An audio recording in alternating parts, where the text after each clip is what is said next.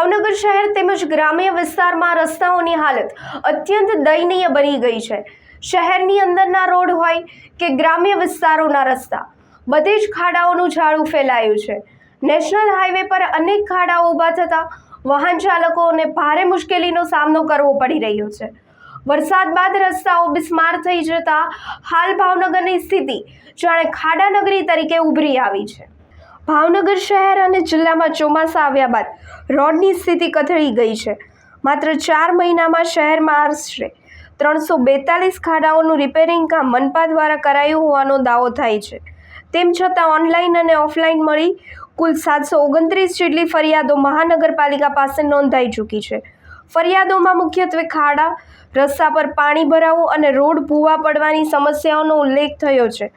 મનપા કરોડો રૂપિયા રિપેરિંગ પાછળ વાપરે છે, છતાંય જનતાને ખાડા નગરીમાંથી મુક્ત થતી નથી।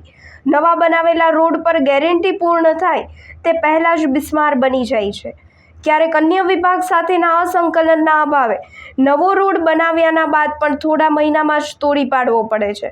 હવે પ્રશ્ન એ છે કે આ બિસ્માર રસ્તાઓની જવાબદારી કોણ લેશે? વિરોધ પક્ષ શું કહે છે અને શું છે રોજિંદા મુસાફરીમાં હેરાન થતી જનતા? Bureau report, SB news, Bhavnagar.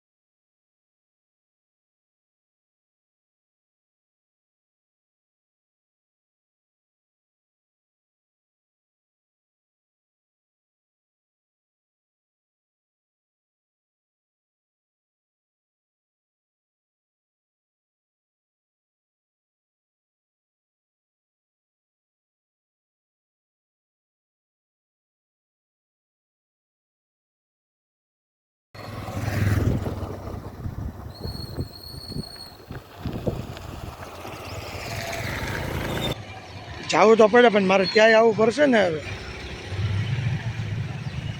હા, નીકળું જ છું, શૂટિંગ ચાલુ છે ખાલી।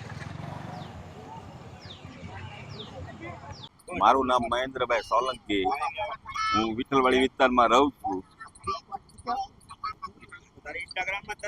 વિઠ્ઠલવાડી વિસ્તારમાં રહું છું અને સર્કિટ હાઉસથી તે ઠેઠ એરોડ્રામ સુધી રોડ અત્યારે બહુ જ ખરાબ છે।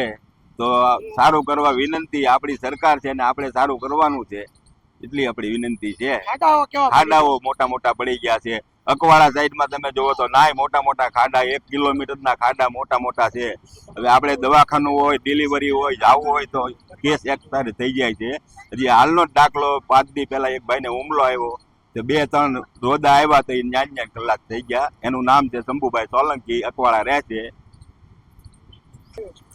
મારું નામ અમિતભાઈ ચૌહાણ છે અને અમે માનવ તરીકે એવી રજૂઆત કરવી છે ઉપર તંત્રને કે ભાઈ જ્યારે જ્યારે નેતા લોકો આવે છે ત્યારે ત્યારે રોડ સારા થાય છે। હવે અત્યારે તો માનો કે એ લોકો અકવાડા છે કે ગુરુકુલ પાસે જવાનું હોય કે કોઈ એવી જગ્યાએ જવાનું હોય તો ત્યાં રોડ સારા થઈ જાય છે। હવે એ લોકો જ્યારે જ્યારે આવે ત્યારે કોઈ માણસોને ધંધો કરવા નથી દેતા, આમ નાગરિકને ઊભા રાખી દે છે। ત્રીજા નંબરની અંદર કે કોઈ લેડીઝ હોય બૈરા તો એને ડિલિવરી માટે 108 પણ જાતી હોય તો એને તે સાઈડમાં આ લોકો નથી કોઈ જવાબ દેતા।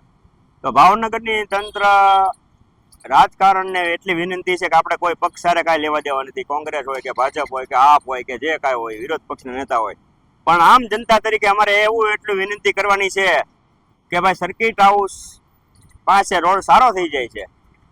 પછી માનો કે ભાઈ નેતા આવવાના હોય ત્યારે જ રોડ સારા થાય છે. તો 20 વર્ષ થયા ભાજપ સરકાર આવી અને તો અત્યાર લગી જ્યારે કોઈ આવવાના હોય ત્યારે જ રોડ સારા થાય છે. જ્યારે ન આવવાના હોય ત્યારે કચરો આખા ભાવનગરની ગંદકી વાળો થાય છે. જ્યાં જોવાના દવાની બધી પડી છે, કચરો પડ્યો છે. તમે સુભાષનગર નાળામાં જુઓ, પછી 14 નાળામાં જુઓ કે માલધારીમાં જુઓ, ત્યાં બધે કચરો પડ્યો જ છે. જ્યારે નેતા આવે ત્યારે ગાયું ઉપાડે છે, એવા બધા ઇસ્યુ બન્યા કરે છે. અને આ બધા મોટા નેતાઓ બધા કોઈ ધ્યાન દેતા નથી. અને આવા સર્કલના પ્રશ્ન બને છે કે ભાઈ સર્કલ કોઈ સારા બનાવતા નથી.